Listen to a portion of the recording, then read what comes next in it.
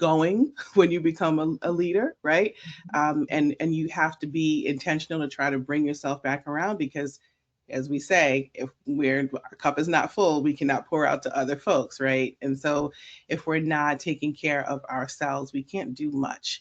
And so, I would say that that's probably a thread of noticing those times when I haven't taken care of myself as well, and then moving into that space where, you know what, I don't have a choice because my body is telling me you don't have a choice. You have to take care of this right about now. Right. And so trying to not get to those places, but to have something that is continuing that you're doing to make sure that you are able to execute in the ways that work the best for you. We have to take care of ourselves.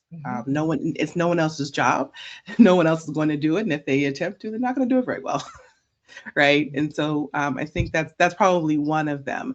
And that's not, people might say, oh, well, that's not the work, but the work doesn't really get done well if we're not okay. Mhm, mhm. Well, thank you for that. I'm a list person, and I when I read your chapter, one of the things that I thought of is I have this laundry list of things that I need to get accomplished Hmm. every day, but I don't implement this notion of self-care on Hmm. that list. Hmm. Hmm. So Hmm. I've started to go at it differently. There needs to be one element of self-care, whether it is a moment or 5 minutes for me to meditate, whether it is me going to get a cup of tea or going for a Hmm. short Hmm. walk or listening to my favorite tune, just incorporating something that you know leans into me and my why, Hmm. or allows me that time every Hmm. single day. So I thank you for that. Yeah, yeah. Powerful. And one of the things too about self-care that we often forget, or maybe even just I'm not sure about, is that it doesn't have to be these grandiose actions like you mentioned, right?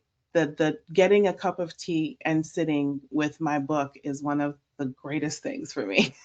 Right. And sitting with a physical book, right? Because I do audiobooks because on the go, but sitting down with a cup of tea with my book is like, you know. And what it also does is, people, I don't think people realize the effects of when you're taking care of yourself and doing the things that bring you joy and bring you happiness, that comes through in your work.